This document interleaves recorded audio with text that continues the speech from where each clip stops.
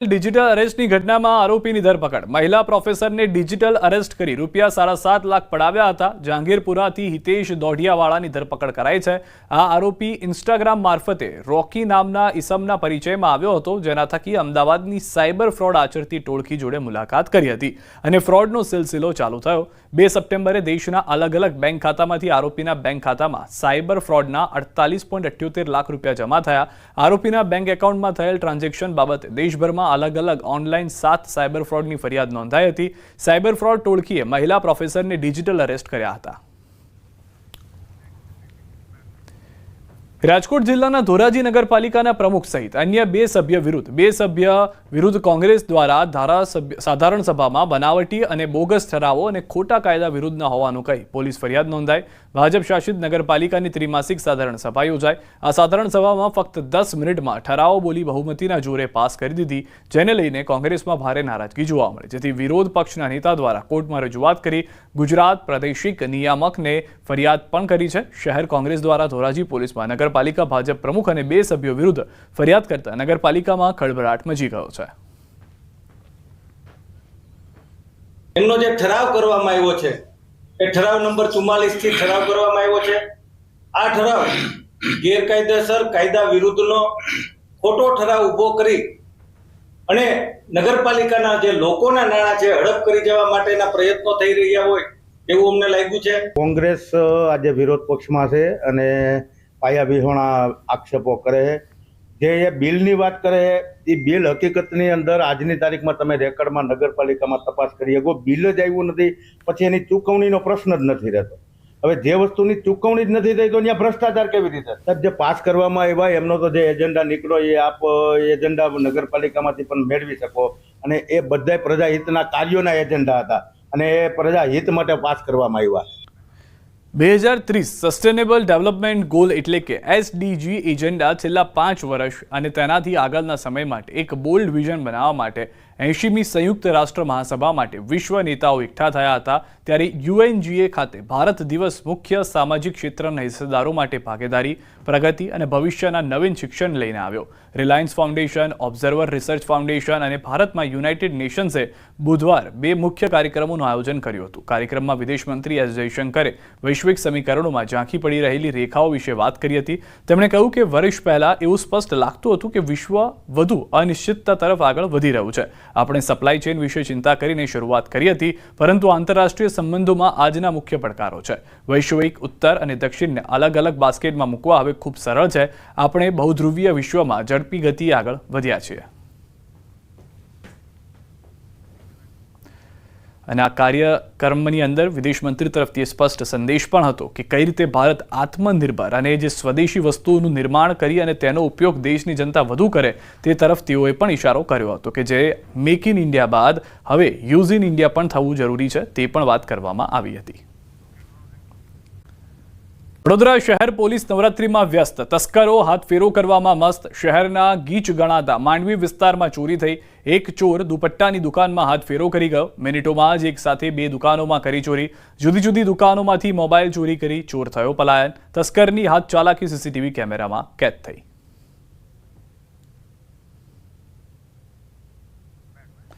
રાજકોટથી સમાચાર. લાખાજી રાજ અને ધર્મેન્દ્રસિંહ રોડ પરની બજારમાં બવાલ. મનપાના વિજિલન્સ સ્ટાફ અને વેપારીઓ વચ્ચે બોલાચાલી થઈ. ઉગ્ર બોલાચાલીનો વિડીયો વાયરલ થયો. વિજિલન્સ ટીમે રસ્તા પર પડેલો વેપારીઓનો માલ ઉપાડતા બોલાચાલી થઈ. વેપારીઓ દ્વારા મનપા કમિશનરને પાથરણાવાળા પર દુકાન પાસે ન બેસે તે માટે રજૂઆત કરી. છેલ્લા ઘણા વર્ષોથી દિવાળી સમયે પાથરણાવાળાઓ અને દુકાનદારો વચ્ચે ભારે ખેંચતાણ જોવા મળે છે. ગત વર્ષે રાજકોટના ધારાસભ્ય દ્વારા પણ વેપારીઓને ખાતરી આપવામાં આવી હતી. ગત વર્ષે રાજકોટના ધારાસભ્યએ મધ્યસ્થી કરીને મામલો પાડ્યો હતો. રાજકોટથી સમાચાર. ગોંડલ રોડ ઉપર જાહેરમાં મારામારી. 2 પુરુષ અને 1 મહિલા વચ્ચે મારામારી થઈ. પાઇપ વડે જાહેરમાં કરી મારામારી. મારામારીનો વિડીયો સોશિયલ મીડિયામાં વાયરલ થયો. મારામારીનું કારણ હજુ અકબંધ છે.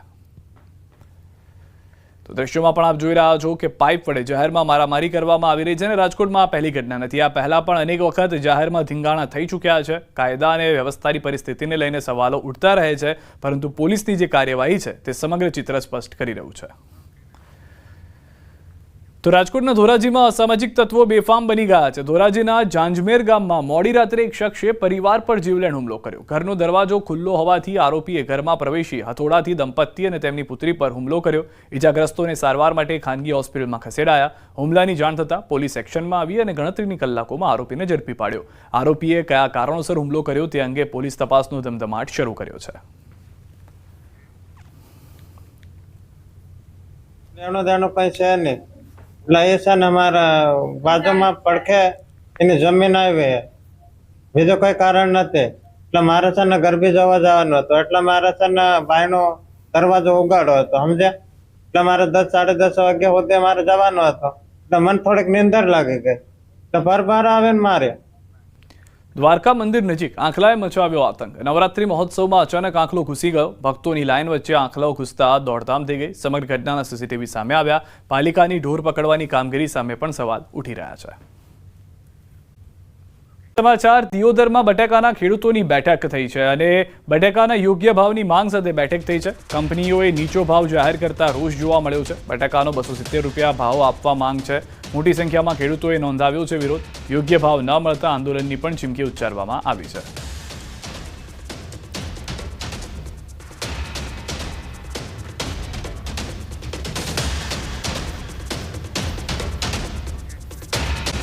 ભાવી જેતપુર નજીક ભારજ નદીમાં ફરી જતા જનતા ડાયવર્ઝન બનાવવામાં આવ્યું છે. ભારજ નદીમાં તંત્ર દ્વારા ડાયવર્ઝન બનાવવા આવ્યું હતું પરંતુ ભારે વરસાદમાં ધોવાઈ ગયું જેને કારણે જનતાએ ખુદ આ ડાયવર્ઝન તૈયાર કરી દીધું. ભારજ નદી ખાતે વર્ષો જૂનો બ્રિજ ધરાશાયી થતા તંત્ર દ્વારા અંદાજે 6 કરોડના ખર્ચે બનાવવામાં આવેલા ડાયવર્ઝન ધોવાતા વાહન ચાલકો મુશ્કેલીમાં મુકાયા હતા. જે બાદ ફરી જનતાએ સ્વખર્ચે ડાયવર્ઝન બનાવતા વાહન ચાલકોમાં ખુશી ફેલાઈ છે. ડાયવર્ઝન ધોવાતા વાહન ચાલકોને 30 કિલોમીટરના ફેરામાંથી ફરી મુક્તિ મળી છે. નગરમાં હુડાના ડ્રાફ્ટ પ્લાનને લઈને ઉગ્ર વિરોધ જોવા મળ્યો છે. હુડામાં સમાવિષ્ટ થતા 11 ગામના ખેડૂતો તેમજ મિલકત ધારકોએ 5000થી વધુ લેખિત વાંધા અરજીઓ રજૂ કરી છે. હુડામાં સમાવેશ થતા 11 ગામની કુલ 19000 એકર જમીન પૈકી 40% જમીન કપાતમાં જાય છે. ત્યારે ખેડૂતોની 25% જમીન રોડ, શાળા, આરોગ્ય અને ફાયરની સુવિધા માટે વાપરવામાં આવશે. જ્યારે બાકી રહેલી 15% જમીનની અર્બન ડેવલપમેન્ટ ઓથોરિટી દ્વારા જાહેર હરાજી કરાશે અને તેમાંથી મળનાર રકમથી વિકાસના કામો કરવામાં આવશે. જેને લઈ ખેડૂતો દ્વારા વિરોધ દર્શાવવામાં આવી રહ્યો છે. જો આગામી સમયમાં હુડા હટાવવામાં નહીં આવે તો ઉગ્ર આંદોલન કરવા માટેની પણ ખેડૂતોએ તૈયારી દર્શાવી છે. 40% અમારી જમીન કાપવાની છે એવો એમનો મનમાં ભાવ પડેલો છે. ક્રૂર ભાવ કહેવાયો અને એ 40%માંની 25%માં વિકાસ કરવો છે અને 15% વેચીની ના પૈસા ઉપજાઈના રોડ કરવાના છે. સરકારમાંથી છે લાઈન રોડ કરવાના હોય એવું દેખાતું નથી. અમારે તો હુડા જોયા ના જોયા ને ના જોયા બીજી વાત નહીં. દેશમાં વાંધા અરજીમાં હુડા રદ કરો એવો જ વાંધો મોટા ભાગની અરજીઓમાં તમામ ખેડૂતોએ ઉઠાવ્યો છે કે અમને હુડા જોઈતું નથી અને હુડા રદ કરો. એના કારણો પણ ખેડૂતોએ પોતાની મૌલિક ભાષામાં દર્શાવ્યા છે કે અમને હુડા કેમ નથી જોઈતું. એ બધા જ માહિતી અંદર ભરીને ખેડૂતો પોતાની રીતે પોતાનો વાંધો રજૂ કરી રહ્યા છે. ચંડોળા તળાવ પાસે ગેરકાયદે દબાણના કેસમાં હાઈકોર્ટે આરોપીને રાહત આપી. હાઈકોર્ટે આરોપી લલ્લુ બિહારીના શરતી જામીન મંજૂર કર્યા. આરોપી પર સરકારી જમીન પર ગેરકાયદે દબાણ કરી ભાડું વસૂલવાનો આરોપ લગાવ્યો છે. આરોપીને જામીન આપતી વખતે કોર્ટે કેટલીક શરતો મૂકી છે. સાક્ષીઓને ધમકી ન આપવી, દર મહિને પોલીસ સ્ટેશન હાજર થવું, પાસપોર્ટ જમા કરાવવો અને દેશ બહાર ન જવા જેવી શરતોનું પાલન કરવા આરોપીને કડક સૂચના આપવામાં આવી છે. જો આરોપી દ્વારા શરતોનું ભંગ થશે તો કોર્ટ તરફથી કડક પગલાં લેવામાં આવશે. જિલ્લા ભાજપના પૂર્વ પ્રમુખે જાહેરમાં માફી માંગી. એટલા માટે માફી માંગી કે સત્તા મેળવવા અગાઉ ખોટું બોલ્યા હતા. જાહેર મંચ પરથી પૃથ્વીરાજ પટેલે માફી માંગી. જેઓ ખુલ્લીને સ્વીકારી રહ્યા છે કે સત્તા મેળવવા તેઓએ જુઠ્ઠાણા ફેલાવ્યા હતા અને હવે જ્યારે તેમને રહીને ભાન થયું તો તેઓ માફી માંગી રહ્યા છે. જે જુઠ્ઠાણાની તેઓ માફી માંગી રહ્યા છે વાત તેઓએ 30 વર્ષ પહેલા કરી હતી. આ મામલે તેઓએ પૂર્વ આરોગ્ય અને શિક્ષણ મંત્રી કરસનદાસ સોનેરીની માફી માંગી. તેમનું કહેવું છે કે તે સમયે ધારાસભ્ય અને મંત્રી રહી ભ્રષ્ટાચાર આચર્યાનો પ્રચાર કર્યો હતો. કોંગ્રેસના એક સમયના દિગ્ગજ નેતાના પગે પડીને તેઓએ જાહેરમાં માફી માંગી. સાબરકાંઠાની એક શાળામાં સન્માન સમારોહ હતો જેમાં પૃથ્વીરાજ પટેલે માફી માંગી. વિધાનસભા તરીકે તેઓ ઉપસ્થિત રહી અને કેટલાય મુદ્દાઓ આરોગ્ય મંત્રી, શિક્ષણ મંત્રી ઘણા કામો કર્યા છે અને ખૂબ મોટો ભ્રષ્ટાચાર કરી અને ગોવામાં હોટલ બનાવી છે. એવું ખોટું બોલતો હતો. શું કરવા? પાર્ટીને સત્તા ઉપર લાવવા માટે. પણ અશોકભાઈ તો આજે પણ એવા ને એવા છે. સાહેબે રાજકારણમાં કશું ભેગું નથી કર્યું. એટલે મને આનંદ થાય છે કે આજે હું ભલે ગમે તે હું 73 વર્ષે પહોંચ્યો છું અને પણ સાહેબનું પણ 25 વર્ષનું જાહેર જીવન એ ઘણું સુંદર રહ્યું છે. બાદ એમએલએ ચૈતર વસાવા નર્મદા જિલ્લા સેવા સદન ખાતે ગુજરાત પેટર્નની આયોજન બેઠકમાં હાજર રહ્યા. જ્યાં બેઠક શરૂ થાય તે પહેલા ધારાસભ્ય ચૈતરે બેઠકમાં સીસીટીવી કેમેરા ગોઠવવા કે લાઈવ રેકોર્ડિંગની વાત કરી. તેમણે કહ્યું કે કેમેરા હશે તો હું બેઠકમાં રહીશ. સાથે ટેબલ પર કાચના ગ્લાસ પણ હટાવી દેવાની વાત કરી. તેમણે કહ્યું કે પછી મારી પર આક્ષેપો થાય છે અને ફરી જેલવાસ થાય છે. જેલમાં રહીશ તો પ્રજાના કામ કોણ કરશે તેવું પણ તેમણે કહ્યું.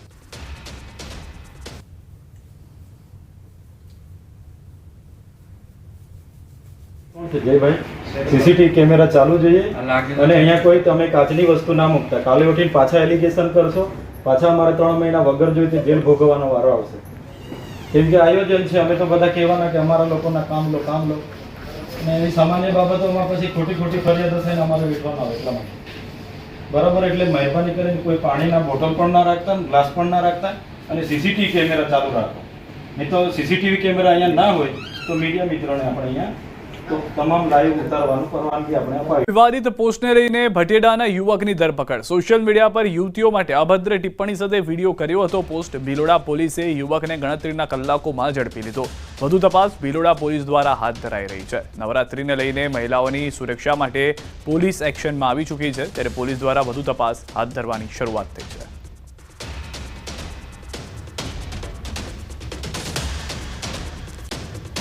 સામે ભગવા સેનાની ફરિયાદ. કપડા પર કૃષ્ણ કંડારતા થયો હતો વિવાદ. દેવાંગ પટેલે પણ ન શોભે તેવો ઉલ્લેખ કર્યો હતો.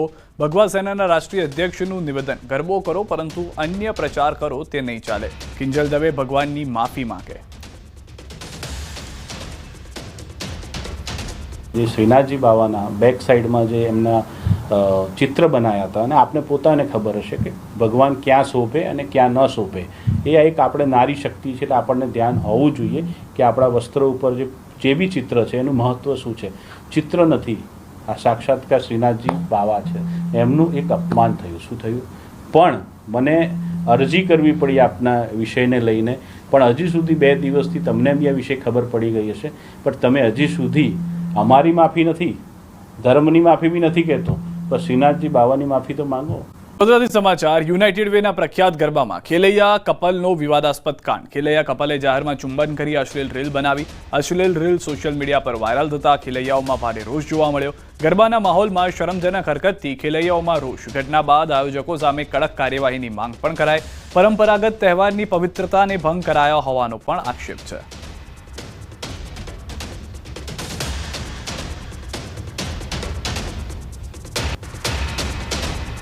વડોદરામાં યુનાઇટેડ વે ગરબામાં વાયરલ થયેલ કપલની ચુંબનની રીલ્સનો મામલો. ભગવા સેનાએ આપી પ્રતિક્રિયા. આવા લોકો સામે કાયદાકીય રીતે પગલાં લેવા જોઈએ. એ કપલે જો આવું કરવું હોય તો ધર્મ બદલી લે. આયોજકો સામે પણ પગલાં ભરવા જોઈએ. અગર કોઈને એવું લાગે છે મનમાં ક્યાંય એવું છે કે અમને આ ધર્મ નથી ફાવતો, જે નિયમ અનુશાસનવાળો ધર્મ છે, તો કદાચ બીજા ધર્મમાં જઈને આ બધું કરો તો ચાલે. આ ભક્તિનો માર્ગ છે, ભક્તિ કરવાની છે. અહીંયા તમારા જેવા ધતિંગ નથી કરવાના. પોલીસ પ્રશાસનને કહું છું કે જે ગરબાના આયોજકો છે, અગર એમને બી આ વસ્તુ ખબર છે તો એની પર પણ કાયદેસર થાય અને ખાસ કરીને આ જે કપલ છે જેને આ કૃત્ય કર્યું છે એને પણ કાયદેસર થાય. તો વિડીયો સોશિયલ મીડિયામાં વાયરલ થતા એડવોકેટ ભાવિન વ્યાસ ફરિયાદ આપવા માટે અટલાદરા પોલીસ સ્ટેશને પહોંચ્યા. તેમણે બંને વિરુદ્ધ BNSની કલમ હેઠળ ગુનો નોંધવા માંગ કરી છે. ધાર્મિક લાગણી દુભાવી છે તેનો ગુનો દાખલ થાય અને અશ્લીલ હરકતોનો ગુનો દાખલ થાય.